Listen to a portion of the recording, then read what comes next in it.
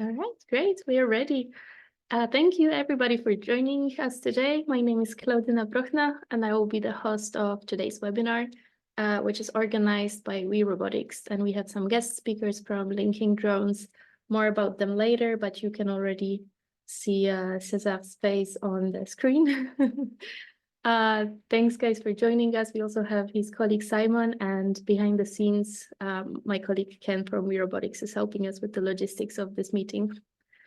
So first, before we get started on the drone delivery and the exciting topic that Linking Drones have prepared for you today, I would like to take you through some slides on We Robotics and the Flying Labs, who we are and what we do.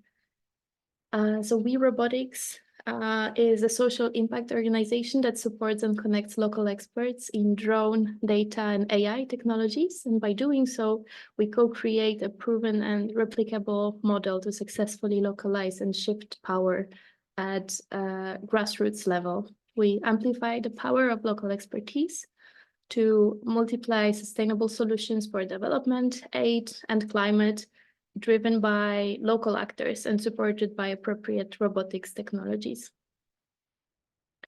Part of what we do and part of our mission is co-creation of a practical approach aimed at responsibly and sustainably localizing emerging technologies for the aid and development sectors. And to co-create such a solution, we needed a specific technology to focus on. And as we have a strong passion for these technologies, from a power shifting perspective, we focused on drones, data, and AI technologies.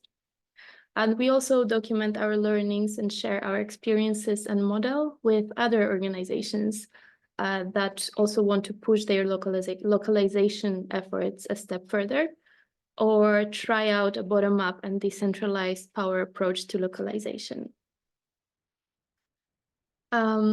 We Robotics acts as the Flying Labs network steward, and our role is to grow the network and turn it into a thriving, convening space.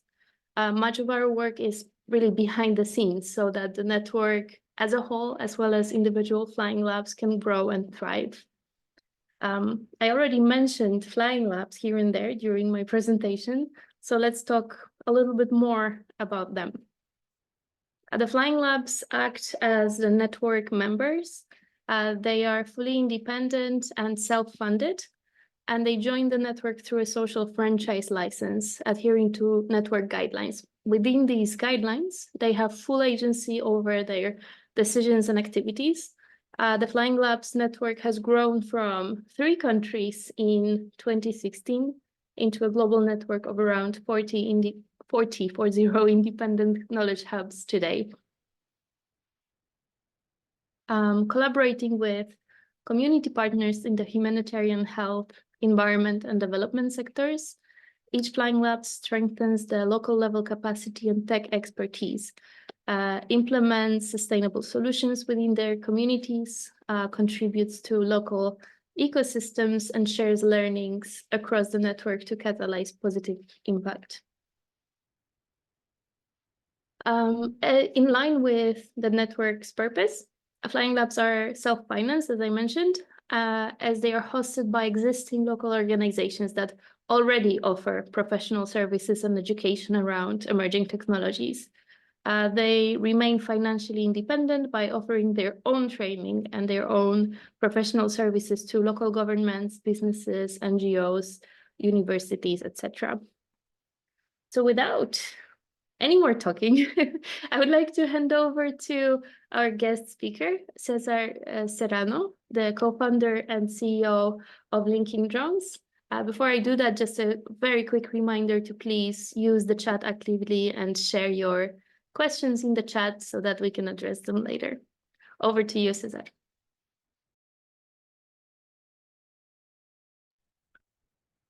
Thank you, Kaya. Great. No, thank you, Kaya, and thank you, We Robotics and Flying Labs for this opportunity. I'm super grateful to be able to share how we are revolutionizing delivery drones. I hope I managed to transmit it. And yes, please write down all the questions that you might have in the chat. Actually, how I want to start is even already asking you to maybe write quickly your name and where do you live in, and if you use drones already and for which application. So if you want to do that, that will be really, really helpful for me to understand a little bit who I'm talking to, so that I can also adapt a little bit and see where you guys from. If it's early morning for you, if it's late evening, yes, please just open the chat. As you see here in the structures on the right, you can find a little chat button and start writing your answers.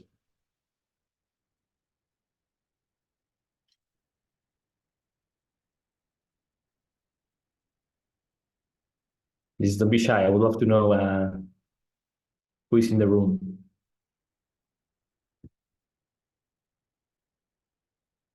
Wonderful. We have a first answer. Hello, Elsa. Working with robotics based in Tanzania. Beautiful. I'll share some pictures later from Tanzania. I was there myself some time ago. Joel from the Philippines, Flying Labs, civil engineer. Wonderful. Thank you. Nice. Diego from Brazil. Great. Orlando, República Dominicana. Wow, we have people really from everywhere. That's beautiful. Delali from Ghana, Marcelo from Brazil as well. STEAM projects. Oh, nice. STEAM education, right? I really like that. I'm glad that you guys do that. I will be happy to understand more later. Okay, Danielle, Virginia, Dania, Panama. Oh, Virginia from Namibia. I was also in Namibia some time ago. Beautiful. Rodrigo, Colombia. Beautiful. Okay, yeah, please keep it coming so that I don't delay. I'll also introduce myself quickly. This is myself in 1996. I was already making things fly. I wasn't using drones. I was using toys. But yeah, later on, I studied aerospace engineering and I started designing my own airplanes in this case and flying them in my spare time. Later on, I was doing some internships. The person on the right is Alberto. You will hear more about that later, but we already early on created this kind of bird, which was a drone for surveillance. Then later on, I joined SenseFly. I designed a big part of the algorithms. I was in charge of aeromechanics for this product from SenseFly. And that's also why how I got in contact with some of the missions that I made. This is in Tanzania, like Virginia wasn't Virginia, was Elsa is in Tanzania. Beautiful. So you probably recognize this place. And this other picture as well. We were doing some missions to map the entire city of Dar es Salaam, also Zanzibar. And then last, I joined Martinet. I got to fly these delivery drones between hospitals to transport blood samples between hospitals. And yeah, after all these past experience, that's when it comes. Of course, I also had a burnout. 2022, I had to take some time off, and of course I did. And that's when I went to Peru. I went to Huayhuash, and this is what I was for 2 weeks in a row. Then I continued my trip in other places. But I was hiking here at over 5,000 meters elevation from the sea level. Why I'm sharing this story, I'll tell you in a minute. This is where we were sleeping, this kind of camps. We were just cooking with, like very basic equipment in the middle of nowhere. We had to transport all the equipment with just manpower in backpacks or with these donkeys. So of course I had to come to realize that there were no roads, there were not shops available if you needed something, and there was no population. There was not so many places where you will find people around. It was like 9 days with very, very little people around. Also, there were not phone cellular connectivity, so we couldn't call anyone or we couldn't use internet. And also, there was not medical services around. They don't have helicopters to fly and can help you. Actually, if something will happen to you, what happens is that, yeah, one of the persons in the group will have to walk to the closest point with 4G or to a small village like this and actually get a horse, can pick you up by horse, and then you will have to by horse go to the closest point that is accessible by car. So this is my experience. I wanted to now open the floor for you guys. I want to know if you have other places like this, other examples, like how does it look where you are? Like people from Tanzania, from Brazil, from everywhere. Like how does it look for you? What are your needs for communication and transportation? Are they covered? Are you getting what you need?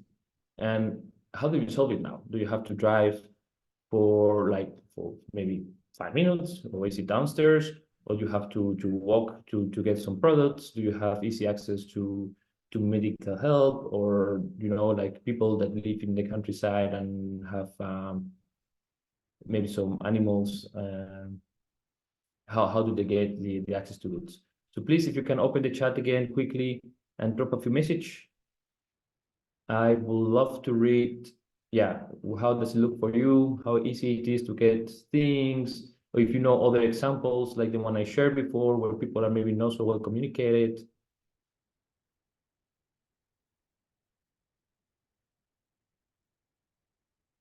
It always takes like a minute or so to get started, and then we'll have an overflow of answers. Yeah, please, if you can go to the chat and quickly write like other examples like the one I just shared before.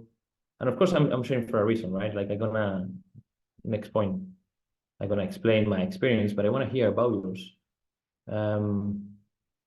Yeah, so Elsa is sharing that it's difficult to get access in remote areas in Tanzania. I agree. Also, I remember in Dar es Salaam, the traffic, right? Traffic in the mornings, like sometimes for something that takes like 5 minutes by car, but in the mornings it's like hours in Dar es Salaam. You never know when you're gonna be somewhere there.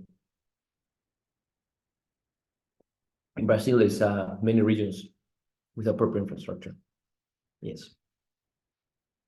Yeah, thank you, Elsa, for confirming. I've never been in Brazil. I would love to go to Brazil, but yeah, that didn't happen yet. Yeah, so yeah, this is my story, and let's check Philippines. There are 7,600 islands in the Philippines. That's correct, actually. I knew about it, and I need to follow up on that, because yeah, that's very interesting. In Panama, you use boats to connect remote areas with basic health services. Yeah, that's how it is many cases. And of course those boats, they also use a lot of resources, right? Like we have to use fuel, and it takes long to get something like like maybe a medicine that you need urgently. Namibia, one of the least populated countries with some remote villages, northern regions get cut off due to floods. Yes, floods, natural disasters. Yeah, all those are good examples of isolated places. In Amazon, we also use boats to move, and it takes hours to get to the nearest hospital. Yeah. Let me continue with my story. Please keep it coming. I will be happy to keep reading your stories, and I will love to explore and to get more information later about them. Let me keep sharing my story. So basically, yeah, I was there in Waiwash in Peru, where yeah, we didn't have cellular connection. We were in very improvised camps with the only access was by foot, right? And soon I talked to a few friends, and then we said, we need to revolutionize drone delivery. We need to make a user-friendly solution, so that is not required, not a lot of knowledge, not pilot, no anything. We need to get to the isolated areas, like in cities. And when things go well, there is good solutions. The post office are very efficient. They really transport a lot of packages in record time with record money. So we really have to go to the isolated areas. Without 4G, like the case that I shared before, right? There was no 4G available. So we need to get there as well and give services to areas where there's no 4G, like a pigeon, or And it needs to be affordable and accessible. This needs to be for everyone. So how do we detect? So yes, so we need to do all these, and actually what we want to accomplish is to save time to people, to connect and help people, and to make a solution that is more sustainable than the current solution. Like what you guys were sharing, right? Like going by boat during hours, and maybe it's not even such a big distance, but like by boat everything takes longer, or if there is no infrastructure, then it always takes longer. So yeah, how do we do this? I'm gonna share our idea. Here you have this video that is playing. I also have it here behind. I show you in a second, but basically we have created and patented this very simple to use drone that is able to carry a payload that's been optimized for transporting a package. It's able to take off vertically, so it uses very little space. And then as soon as it takes off, it's able to transition to horizontal flying, where it uses this particular shape to fly very fast. It flies between 80 and 120 kilometers an hour, depending on wind conditions and other factors. More information about this drone. It's able to cover a range of 10 kilometers in less than 10 minutes.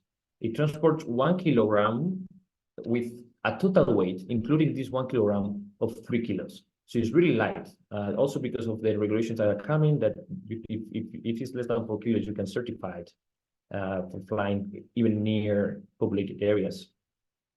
This thing can fly in all weather conditions. It can fly in rain, it can fly with high wind. Actually, due to the shape that it has, it's able to resist a lot of wind for takeoff and landing. I'm gonna share with you two key factors that we have patented. One is what makes it be so efficient for delivery. So it's able to take off vertically and then transition to horizontal flight due to this shape. But what is also very interesting is that we have added this button. And this button is what allows it to fly where there is no 4G connectivity. So this drone can fly anywhere. And by pressing this button, the drone will come back to whatever you want. So if you don't have a phone at destination, if you don't have 4G connectivity, you just need to press this button and the drone will continue.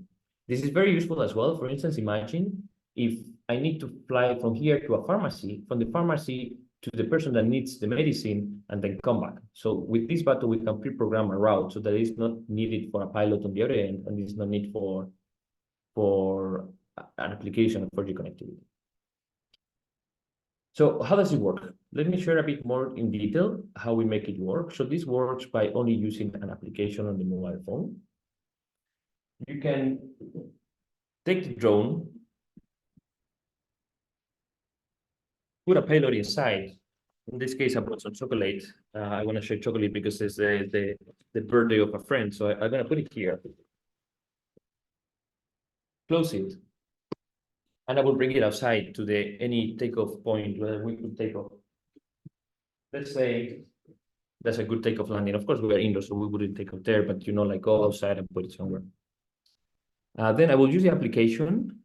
I can either get the GPS coordinates from the person that needs the package, or as you've seen in this video, this is a small demo, you can just find a point where you want to fly using the mobile application. Let me show it again. So basically, you can just in the map find a location where you think that's good. You zoom in, you verify that there is enough space, and then you can click and set that pin. The application is going to give you some safety instructions. Like for instance, for landing and takeoff, it's going to tell you you need at least 3 meters of diameter free of obstacles. And be careful, because if you're using the map, sometimes it's not accurate with the reality, and other kind of safety instructions. So this is why I'm saying that there is no need for previous knowledge. Like anyone can fly this. The application is going to guide you to make it fly safely. Once you have the first destination, if you don't want it to fly straight, because maybe there is an area that you want to avoid, let's say that there is like more buildings there and you want it to, I prefer to make it fly over fields so that there is less run risk. you can just do that, adding more points. And actually, this is also how you could add more destinations. Either of these points, A or B, you could transfer them into a landing position.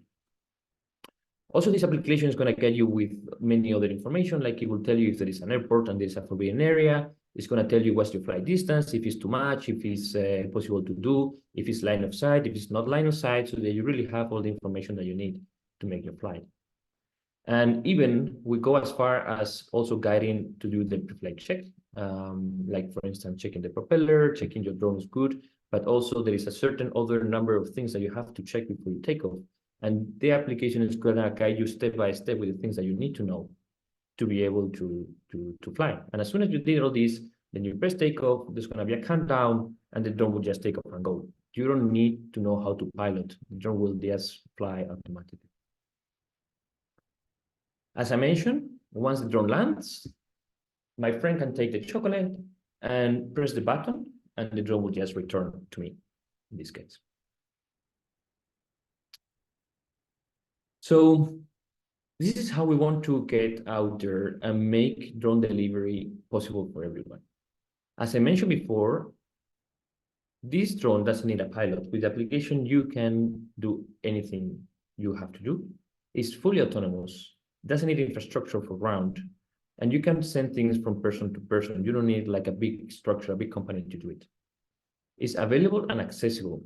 Also, as you can see here above, I was sharing with you openly because I know this is an important factor for many of the applications, many of the people in the room. Of course, if we have to build one, it's a little expensive, but the prices go down very much with quantities, and that's because we have made it so simple. We have made it with these materials that are easy to get, and these electronics are easy to get to really make it accessible and available for everyone. And the idea is that people like you, like everyone that you were writing before in Brazil, in Namibia, in Tanzania, that you can use it for your needs, like you can get it and give services to yourself or to the people around. And because you're flying in rural areas and you're even flying maybe a line of sight, like if you're just going from one island to the next and it's line of sight, that's legal to even do today in most countries without asking for authorizations. So what do you think about this? I would like one more time invite you to open the chat, please 1 second, and share some feedback with me. I would love to hear if you understood what I explained, if it was clear or not. What do you think about this? If you would like to have a drone, if you see value to it, and what will you use it for? Like a bit related to what I was saying before. Okay, so there's many islands. I could send medicine between islands. So I could send postcards for birthdays. I could send food. I could send, like, what will you use it for? Myself, I answered already. I have here my chat. I said that I love the idea, of course. What else can I say? And yes, definitely, I have my own drone. I sometimes use it. And what I like to send is water, food, and medicines to hikers. Like sometimes you're doing a hike and you run out of water, there's not water nearby. And this is something that is simple to do. You can fly water from the nearest fountain or the nearest shop to these hikers that really need it so they can continue their hike.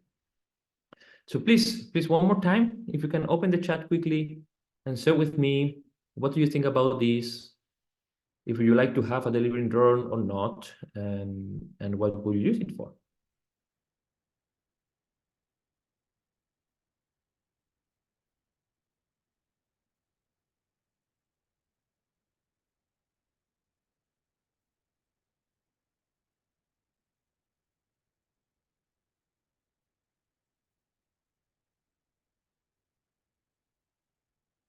Okay, I see some general questions. We'll have time to answer questions.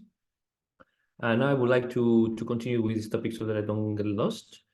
So yes, please, if someone of you feels like sharing some feedback, if you would like to have the drone or not, if you see some application that you could use it, please go ahead and write in the chat.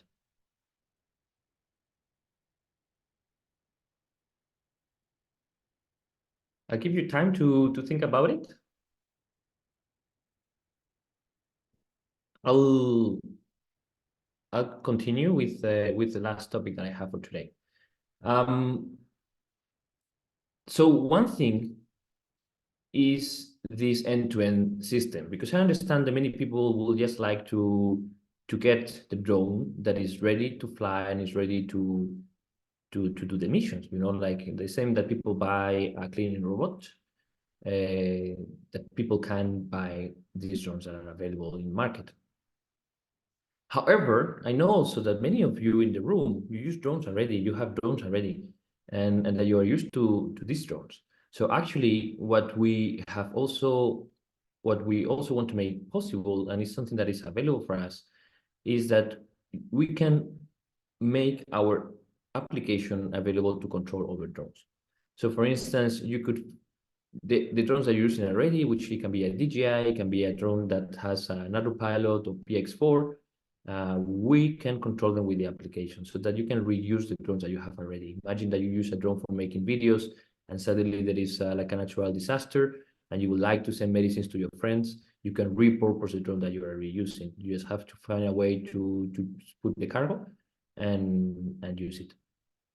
This is, I think, especially interesting for many of the applications because yeah, then it's not about the hardware, right? Like I've been traveling as well for doing those missions, and sometimes it's hard to get the equipment inside the country or to get the equipment where you need it. But sometimes it can also be built there, right? Like in the case of our drone, is very easy to manufacture, so it could even be built locally. But also there is, you know, like you guys are expert for drones, many of you, and you know how to build drones. So actually our system could basically be used for any drone available, which is also very interesting because then you can fly any load that you would like. You just have to have the appropriate drone. The one we have designed now is for 1 kilo. Of course, it's scalable. It could be bigger.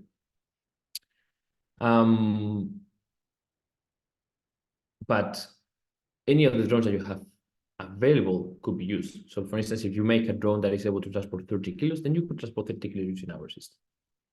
And this is also what we want to provide. So this is as far as I wanted to go in terms of explaining. I see there are some questions. I will be happy to answer those questions.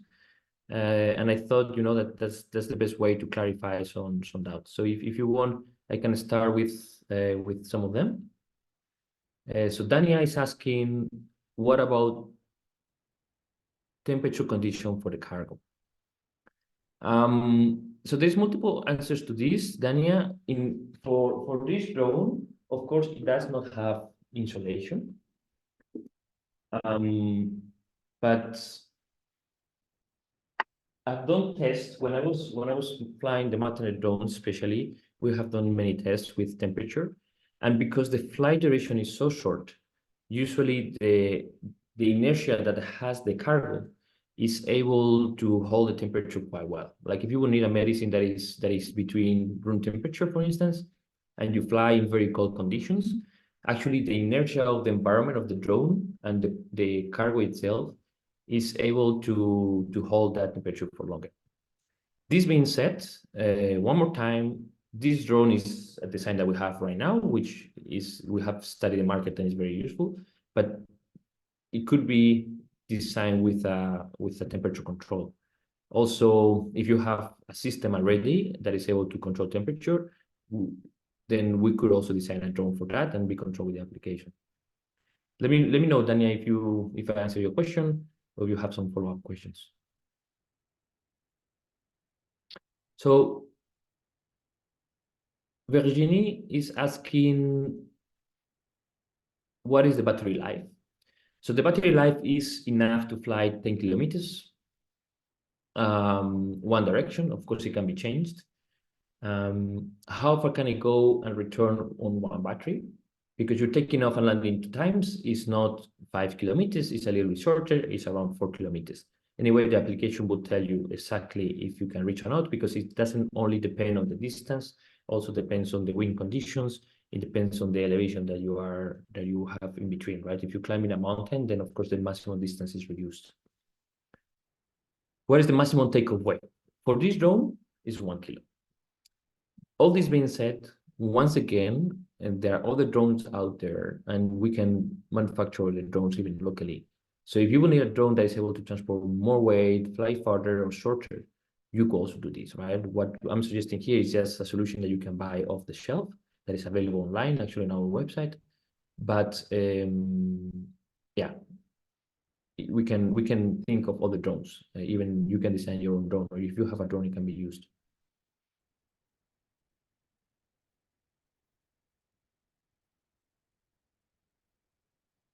Marcelo is sharing that he thinks it's a great idea.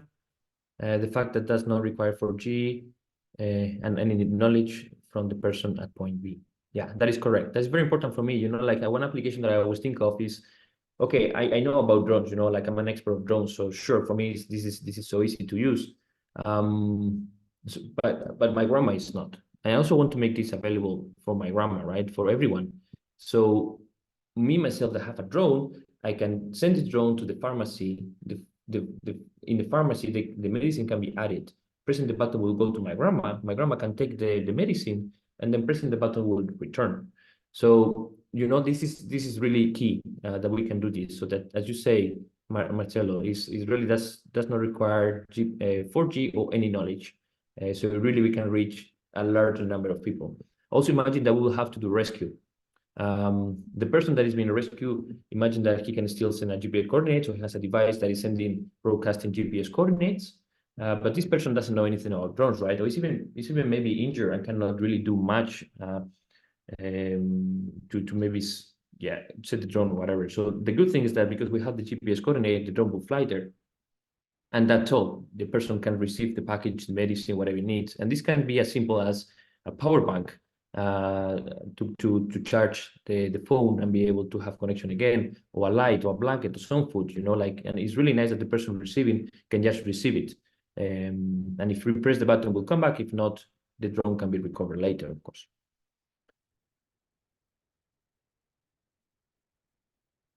Cleopa is saying that there's a lot of possibilities with these drone rural areas. I do agree. There is a lot of possibilities, especially in the rural areas. That's why we have designed it for that purpose. Because as I shared before, in the cities, there's a really good solutions, right? Even, I mean, in some cities it's more complicated than others. Like, yeah, I was shared before that Tanzania, that is a land that is big traffic congestion, so it's sometimes difficult in the big cities. But still, there is good solutions. You will get access to things. But in the rural areas, this is what is needed, and that's why we have designed it for the rural areas. I like the methodology, simple, because maybe main consideration for deployment. I don't know this person. My contact details are here in the presentation bottom right, and because of the privacy policies, we don't have your emails and contacts. So if you have other questions or this person, if you want to share more detail about that, what the cost may be, or if you want to unmute yourself and share a little bit more what you're concerned about the cost, I would be very happy to hear.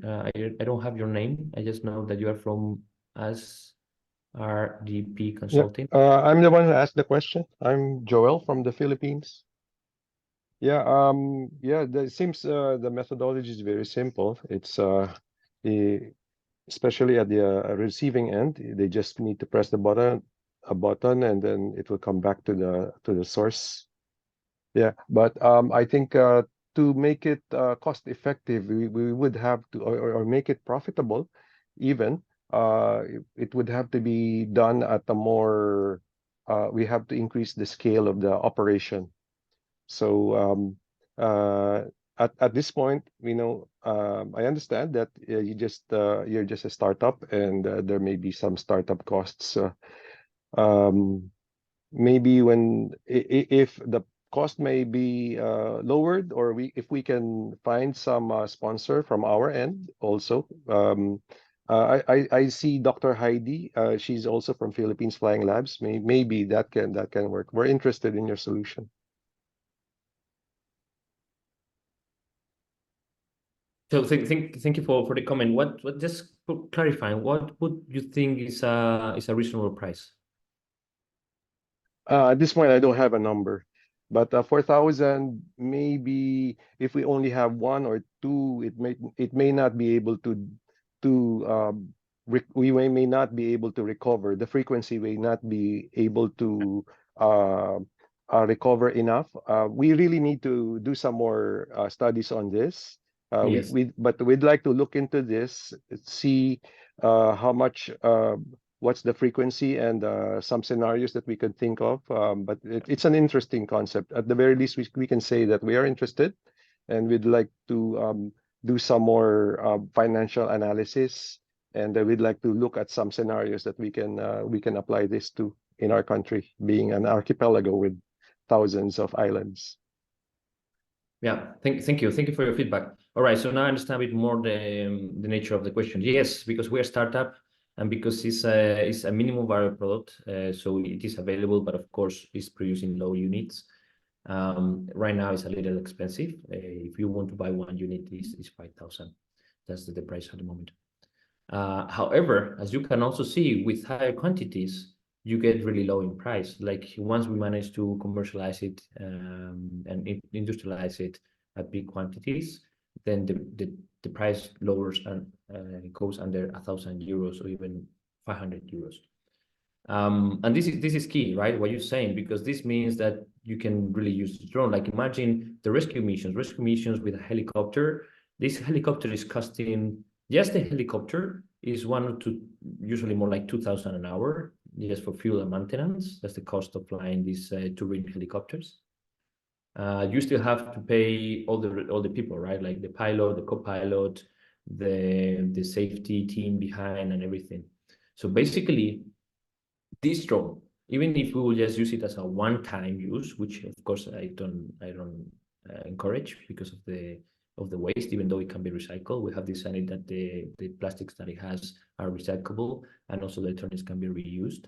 But even if it would it would be used in very extreme conditions where a helicopter would not fly that day, and this drone get lost for any reason, you could still have the potential of saving a life, that this person might receive the drone because the conditions are bad for a helicopter, but this drone could make it without risking anyone's lives.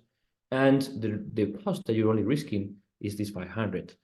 So I fully agree with you. This is an important consideration that we want to make it available and accessible. Of course, this will go with quantities, right? And that's why we, for now, if you buy big quantities, we can make discounts. As soon as we produce big quantities, the price will go down also for everyone buying drones. But the other solution is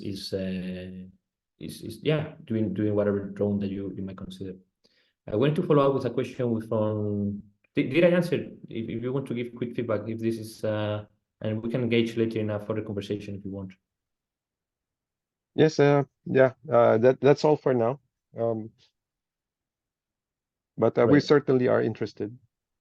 Thank you. So maybe if you can write me an email so that we have your contact, because of the, as I said before, because of privacy policy, we don't have your emails. So yeah, any follow up if you want to write a quick email to me, it's Cesar@linkedin.com. This is the last page. So Sonia, Okay, we'll coordinate with Claudina. beautiful. That's also an option. Thank you. Yeah. So Sonia, I read an interesting question from you. So you're saying what drones is your software compatible with, and are you working directly with this drone manufacturers to integrate your software solution officially? And from your experience with working with Matonet, you must have spent much time with the Revolution. Can you tell us about Revelation? Yeah, beautiful. Okay, so I'm gonna do the first question first, and then the second question second. The first question about what drones we're working for, or what software is compatible. As I put here, it's compatible with Autopilot, it's compatible with P4D, and it's also compatible with, we're doing now the testing, is compatible with the DJI SDK, Software Development Kit. So this is a procedure that DJI, probably you know it, DJI leaves open so that you can create your own software. So we at the moment don't work with DJI, but we do use an official solution that DJI allows to use.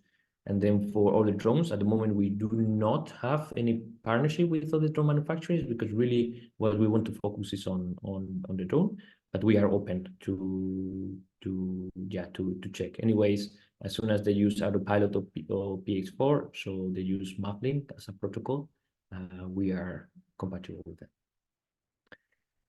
Regulations.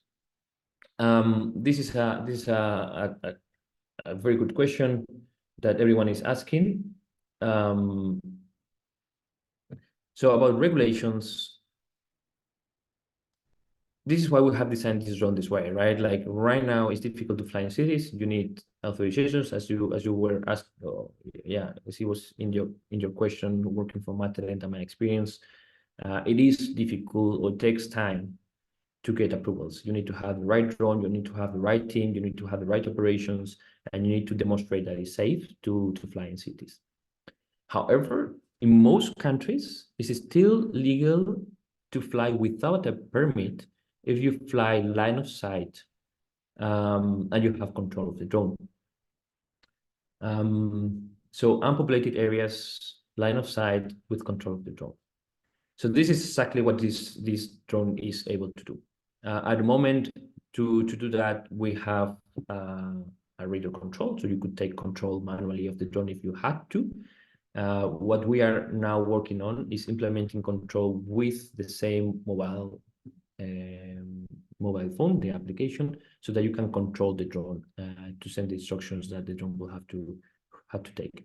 And there is a lot of applications within line of sight. Like imagine you have to repair an antenna in the mountains and you don't have the spare parts.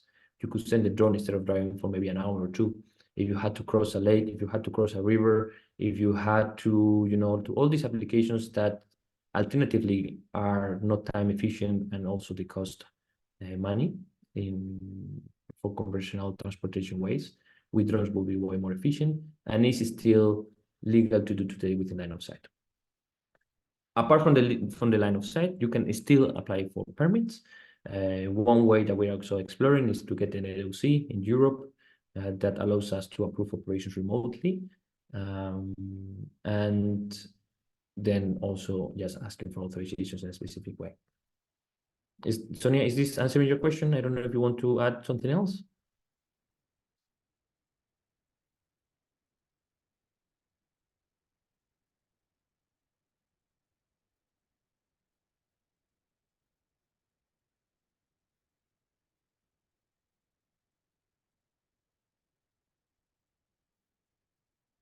Thank you, Sonia.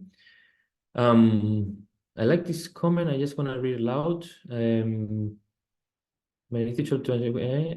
We can use it for medical delivery for animals on our School of Veterinary Science. We have thousands of hectares and a lot of livestock.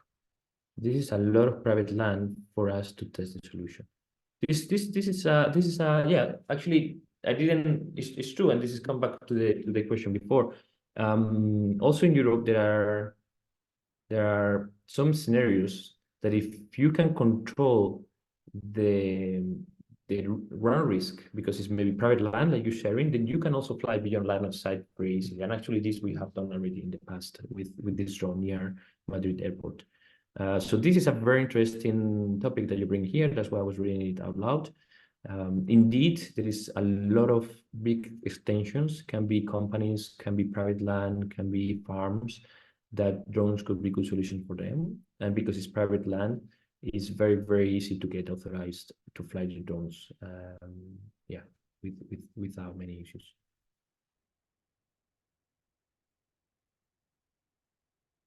If we do Heidi sharing, if we do demos in country, I wonder where you are, Heidi. So if you want to share where you are, we can organize. But yes, we can do demos. We can also in the Philippines. Thank you, Heidi. We can do demos. We can also, like if I understand at the moment the units are a little more expensive, but we have programs to just lease a drone or to borrow a drone if it's for a good cause. Yeah, but there is ways that you can get to see the drone.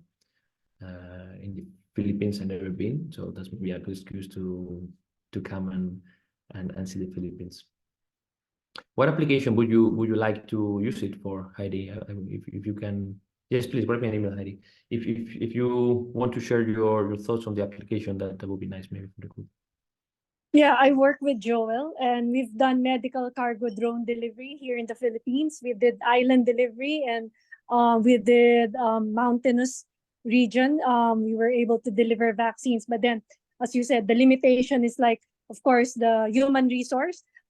So we're very interested in your drone not having like background in flying, and it's so easy to deliver. So that's the one issue that we have to overcome to be able to make it sustainable, because the LGU is very interested, not just for medicine but for other purposes, for documents, cash transfer. So we're very interested, but as Joel mentioned, it's the price. But if we can prove that it's very durable and easy to operate, then we might be able to get more interest. So that's why we're hoping that you can come in, see, and give us a demo to be able to do it. But we've done 10 kilometers beyond line of sight without problems with the CAP, because we have good relationships with them. So we were able to do it beyond line of sight. So we're very keen seeing your drone. Okay. Thank you, Heidi, for this information. Yes, I mean the islands in the Philippines, they are really a very good showcase.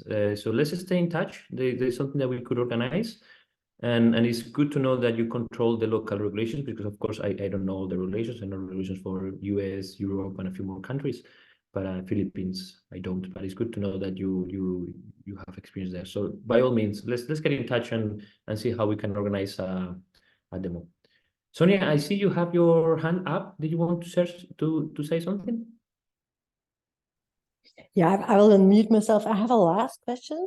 Before that last question, to add on to what Heidi and Joel said, I think what we can do is follow up with you also on our side, and then see what could be possible test cases also for your solution, both the hardware and the software solution, and see how we can find ways to make tests affordable in many ways for countries. So I definitely, with Kaya, I would love to follow up with you. And then I have a last question actually related to the Philippines. So Heidi and Joel mentioned correctly that they have done drone deliveries before. It was with the platform that our past engineering team created, which was based on a M600 and then an M300. And one of the costliest part of that solution was actually the setup of routes, because each route had to be set up, had to be programmed in the software, and that took a lot of time. It also had to do with communications in many ways, so you need to be certain that you have communications. So I'm asking, that's why I was interested before to say, with what drones is your software compatible, because I think apart from the hardware part, the software part is actually really interesting. If it's that easy as you showed here to set up routes, and even like as many routes as you want in many ways, I think this would be another really interesting topic to explore. Yeah, thank you, Sonia, for your answer. So the two drones that you mentioned from DJI, they have SDK available, the software development kit. So those are two that we will potentially be compatible with. Our software is really so simple to use. I'm thinking of maybe you can even, because before in the video maybe it wasn't so easy to see. So I was thinking I can maybe dare to do a quick demo. I don't have the drone connected, but we can still see some of the application, and I think I can share my screen directly from my mobile phone, so you can see this is working, and this is as simple as it looks. I'm sharing the wrong screen, right? This is not what I wanted to share.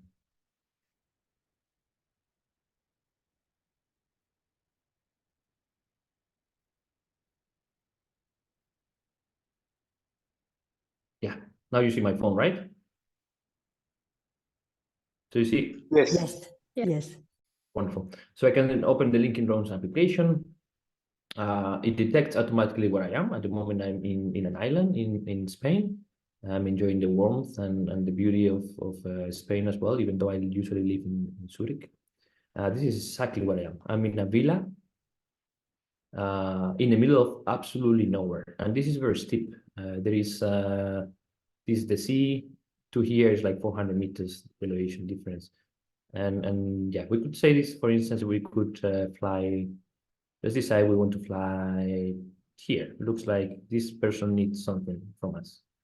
Let's decide we're gonna fly to this piece of concrete.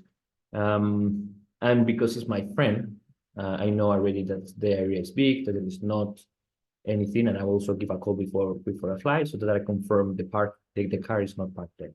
So I just select this as a pin location, and this is just created a route. The application is already calculated the elevation difference and everything, so it will tell you if it's not able to fly. Distance is 1.41 kilometers. Time flight is 2 minutes. Let's imagine that I don't want to fly straight because of any reason. So I'm gonna fly towards this point.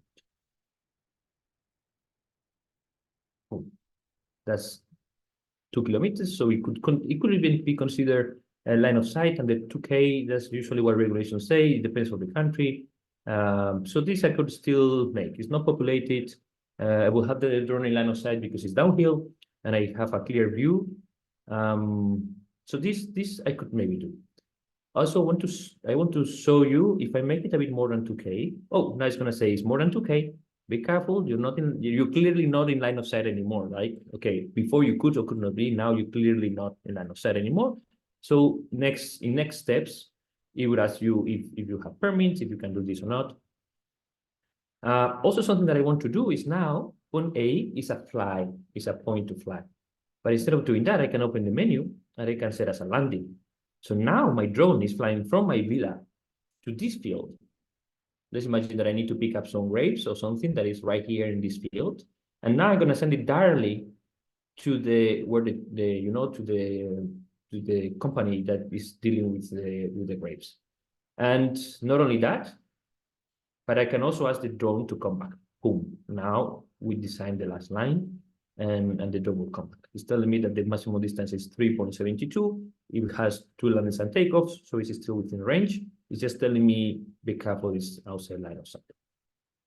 I will be able to continue if I had a drone connected. Right now it's red because it's not connected. I don't have battery in it. But this is really how it works, you know, and this is how you create a route. So in seconds, you can really get something to someone. Right now, I decided to select a point in the map just by moving and zooming in into whatever area. Because the maps can be not up to date, especially in remote areas. What it works very well is if I, here on the top, if I just write a new GPS location, and I have the exact GPS location of what has to be sent to. I don't know if this was useful, Sonia, for you to see how this works, you know, like the simplicity of the system.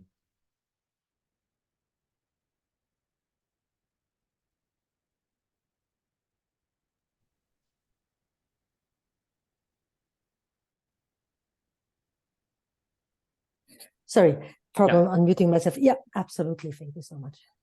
I was especially thinking of Heidi and Joel too, because they know how much time it took to set up routes. So yeah, and me too, right? Like I work for Matane, it will be because usually we fly A to B and back. So setting routes you would do once every new route, but this is really to give services, you know, to give services in remote areas that is quickly versatile, that you can quickly set routes. So that's why we really make ready to make it easy.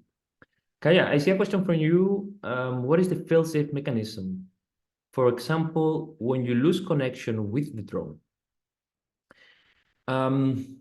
It is right now, it depends.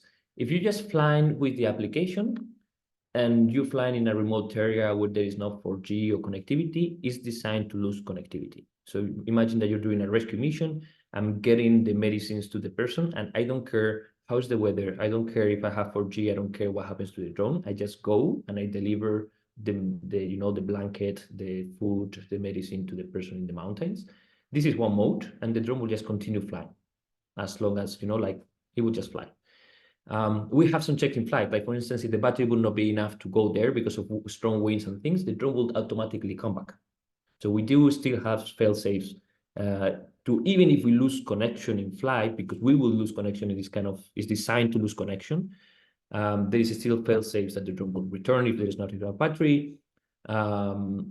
If also, for instance, if you would overload the drone, it also detects, okay, this is too much weight. If there is strong wind, so there is some fail-safes. There is another way to operate this drone, and it's by having the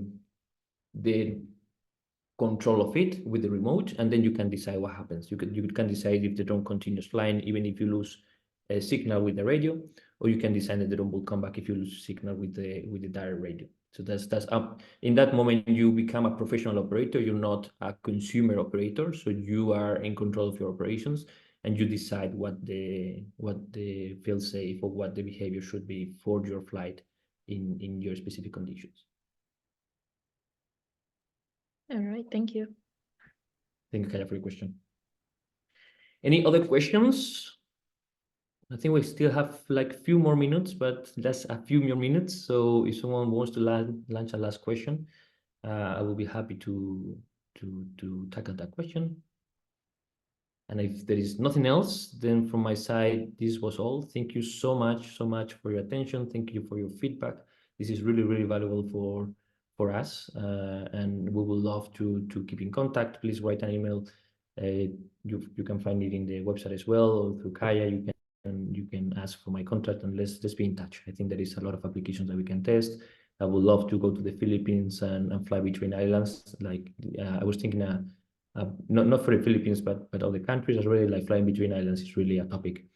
So yes, I would love to stay in touch. Thank you so much to everyone. Thank you very much. Thanks for joining us, and thanks for the presentation, both to you, Cesar and Simon. It was a pleasure having you as our guest speakers. And yeah, I'll follow up with the Flying Labs. I'll connect you with the Flying Labs who expressed their interest. And if anyone else is interested, well, you know where to find me. You can just drop me a message or an email, and I'll be happy to connect you as well. Thank you all. Have a great rest of your day. Thank you.